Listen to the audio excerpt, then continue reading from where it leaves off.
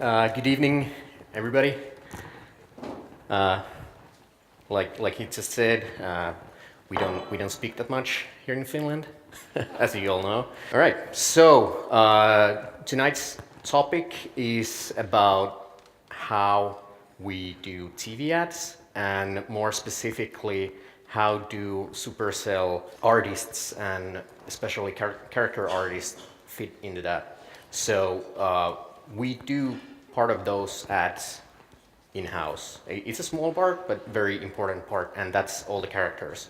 So we do all the character assets, all the character models and designs and all of that with the game teams and with the really good character artists. So like I said, we do things a little bit differently at Supercell compared to many other game companies and any companies, basically. So we have really small teams, and those teams have a lot of ownership on everything that they do, basically the games. So the game teams are always involved also in the TV ads.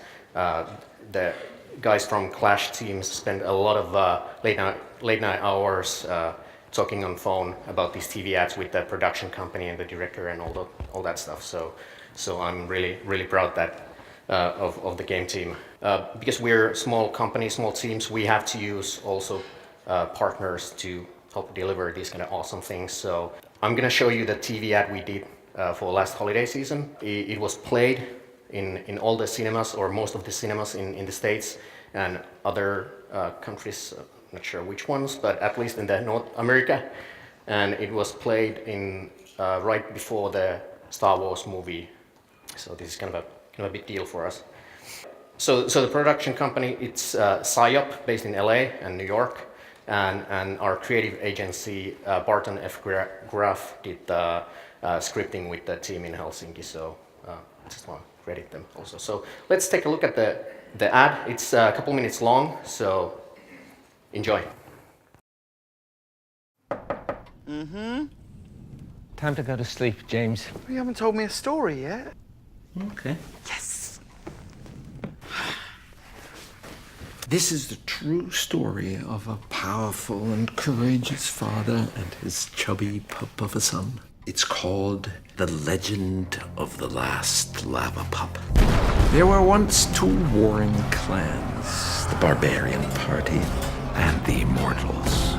Immortals? The fighting had taken a toll on the Barbarian Party, but they had one last hope: the brave and fiery Lava Hound. The whole army looked up to the Lava Hound. They sure did. Until he got destroyed. What? From the ashes of their father, 12 lava pups were born. Oh, I love lava pups. They were destroyed too. All except for one, the last lava pup. But he was alone and afraid.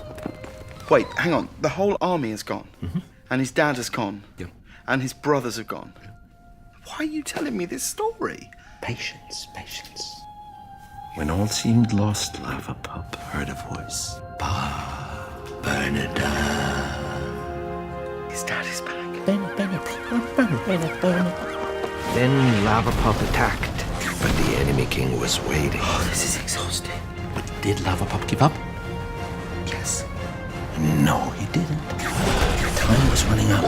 Lava Pup shot one final fireball. He did it. Yes, he did. Another one! Tell me another one! This has been a true tale of Clash achievement.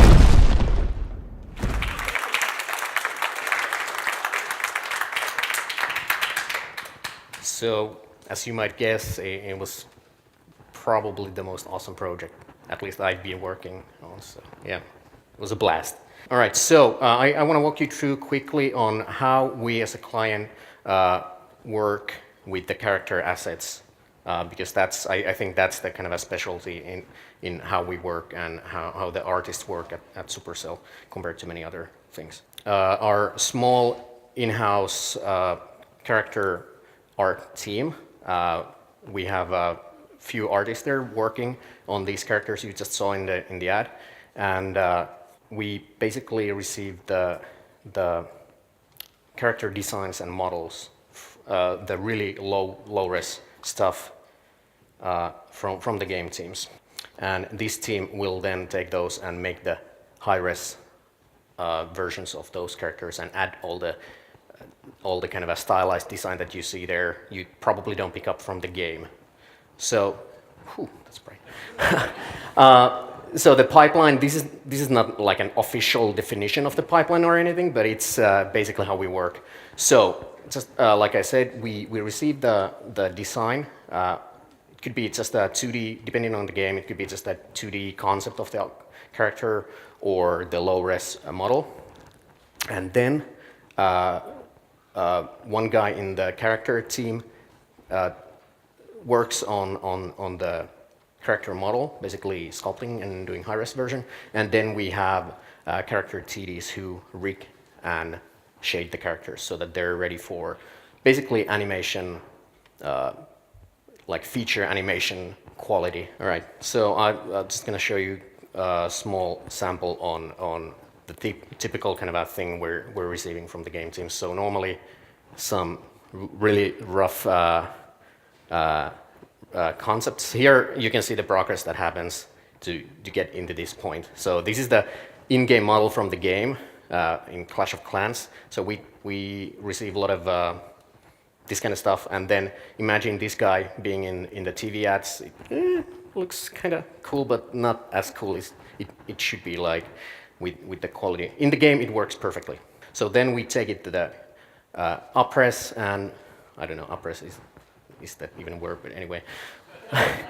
We're gonna up-res it. So here is a awesome sculpt made by one of our kind of a go-to guy for 3D sculpting, Anders Ehrenborg. I don't know how to say the name, but Anders from Sweden, and he's just a wizard with the designs and the sculpts and stuff like that. So he's done most of the character sculpts, and from there we have in-house riggers, character TDs who work creating all these awesome rigs. And like I said, the rig itself is really flexible, and you can do a lot of awesome stuff with that. I'm really proud of guys doing that, Kusta and Ville. Then we have also we build all the shaders and textures in-house also, and these are the same exact shaders that we use in the TV ads by the studio in Los Angeles or in New York or wherever. So it's based on Arnold and Maya, as you can see. Well, you can see the kind of a level of detail that we add in these rigs compared to the in-game model. That is actually the in-game model is also pre-rendered, but still it's so small that we just don't need all the details there. So this is the place where we want to go in and really dig deeper there. Does anyone have any questions at this point? Is there any kind of poly budgets too for high-res as well? So the question was, is there any sort of a poly budget for the high-res? No, because it's going to be pre-rendered. It's rendered out in animation, so we don't really have any limitations there. So. Do you share any of the rigs with PsyUp for the commercials? Those guys have their own proprietary animation pipeline. They use the same models and they use the same shaders and all the textures and stuff like that, but they prefer using their own animation rig just because their animators are used to using the same kind of setup. So I just wanted to add in the end also, because normally in these kind of things we have the small breakdown on the productions and so on. So I just added this really quick 3-step breakdown of the ad you just saw. So here you can see how we progress. So here we go, previous, animation, and final.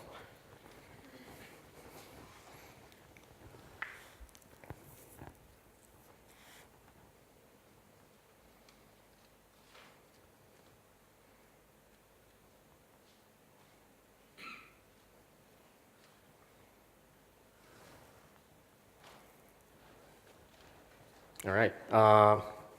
More questions at this point? Hey, what's the average timeline? Like, how many days does it take for the game asset to become the actual final used in the commercials? Yeah, it varies a little bit. Like sometimes we get more finalized models from the game teams, depending on the game teams. They do work very differently. So some game teams use way rougher models, and some other game teams use way more defined and more finalized models in terms of animation. But if we start basically from scratch, well, I'd say something between 3 to 4 weeks, considering all the steps, if we go from step 1 to 2 and so on. So around 4 weeks, 3 to 4 weeks. Any other questions? Hi, can you tell us more about what software do you use in the company? Like in general, is there something like specific pipeline that you use ZBrush, Maya, stuff like that? And maybe a little bit about is there some special shader that you are using for the characters? Because you mentioned that there is this party that one guy is basically doing the rigging and shaders. So is there something like unique in that, or is just general, I don't know, PBR or something? So yes, we use the AL shaders, or AL shaders for Arnold, and I don't think we really build from scratch that many shaders, but some of the TDs might do some of that. But we get really far with the selection we have there. And what else did you have there? Yeah, I was just asking about general pipeline. So Yes. what tools you are using, guys, in there? Yes. Okay. So the pipeline for these kind of high-res stuff, we rely heavily on Maya and Arnold, of course. But the game teams might use different software. Some of them use 3D Studio Max for the in-game stuff. Some artists might use Modo or something. But in general, 3D Studio Max and Maya are the most used software. So it's a little bit off topic, but like how long the whole process takes, like make that ad, for example? Well, that particular ad took way too long. We had a lot of iterations on the script, but from the script during the summer 2015, and we finished December actually. So it's like almost like half year. So it takes quite a while, but it's only like a couple minutes still. But yeah. Hi, mine's also a bit off topic, but can you tell us a little bit more about the art culture? You said you have small teams, so do you still communicate with the other artists, and do you have a bigger vision for the company? Do you have to stick to that, or can you just do whatever you think feels best for your game?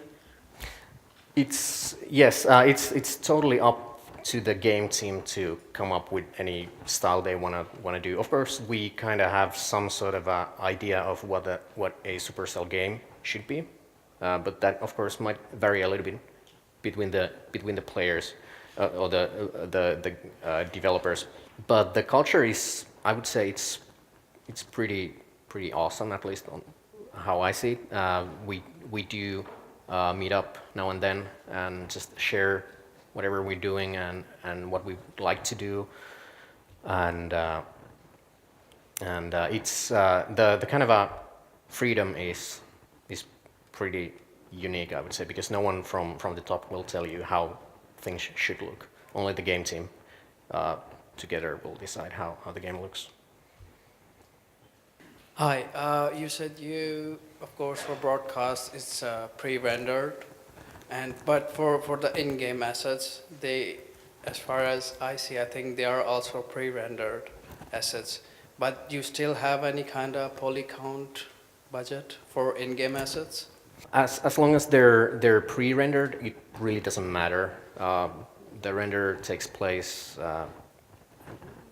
before, like, it's not real time, so it doesn't matter. Yes. But when we do have real time 3D, like in Boom Beach, we have the environments and all that. Then of course we have the budgets for the poly. Yeah, but polygons. for Clash of Clans, So it's almost kind of high resolution models.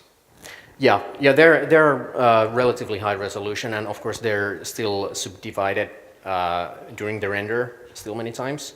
So of course we need to have them usable so that you don't have way too much polygons, because you couldn't pose the characters or animate them or anything like that. But they're, I would say, like mid.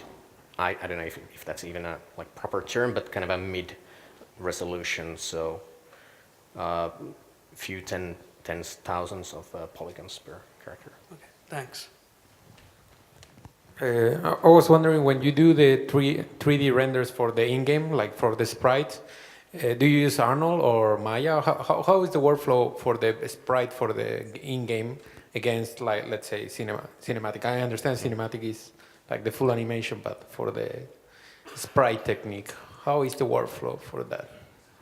Good question. So we've, again, it depends on the game teams, but I think the kind of standard is that they're rendered out in 3D Studio Max. Some use Mental Ray, but I don't know, maybe in the future Arnold, but 3D Studio Max has been the. And how do you make to all the assets have more or less the same lighting so they can fit together in the same world? Because I understand that each one is rendered by themselves in a way with their own lighting setup. Yes, so there are the light rigs that are you can load the same light rig to different objects and just use the. We have scripts that render out the right frames, and so yeah. Is your team at all involved with the game development, or are you just doing your own thing with the ads and marketing? Well, the team we have right now working with the characters, we are kind of a supporting team for the game teams. So we work with the game teams to provide the high-res rigs, and the game teams use them for, let's say, if you have like UI icons for the characters or something like that. So they do use the stuff we do. So yeah, and also marketing takes, or they can access the rigs to create their own, let's say, banners or out-of-home advertising, so on. So they're kind of multi-purpose rigs. Hello. This is a little bit off the topic, but you were spending a lot of time talking about the characters. But I saw a lot of environments there on the screen. Can you tell more about that? How would that was done? How do you fit in the role doing that? The high-res animation background. Yes. So yes, we have, of course, we have all the assets in the game resolution that are relatively small resolution, just to save time. The partners then took those models and built a new ones that are higher res with more details and so on. But we do some of that also in-house, but that's again, given the priorities, the characters are the top priority for us. But yeah, we do care about the environments also. Thank you. A big applause. That's really good.